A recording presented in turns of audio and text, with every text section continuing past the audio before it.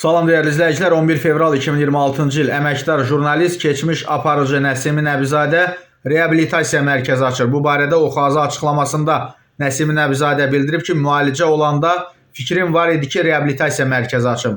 Müalicədən qayıdandan sonra bu barədə məsləhətləşmələr apardım və qərar verdim. Yaxın vaxtlarda bu layihəni reallaşdırmağa çalışacağım. Artıq bununla bağlı təkliflər də almışam. İki şirkətlə danışıqlar gedir. Yəqin ki, yaxın vaxtlarda razılıq əldə olunacaq və reabilitasiya mərkəzinin açılışını edəcəyik.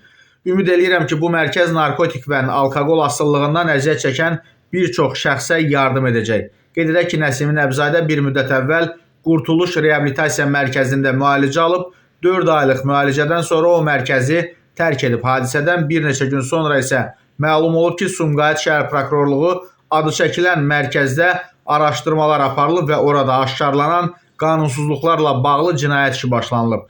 Polis əməkdaşlarının keçirdikləri tədbirlərlə Qurtuluş Reabilitasiya Mərkəzinin rəhbəri Ceyhun Salmanov və müəssisənin 2 əməkdaşı saxlanılıb. Sumqayıt şəhər məhkəməsinin qərarı ilə hər 3 şəxs barəsində 2 ay 10 gün müddətinə həbs qəti imkan tədbiri seçilib.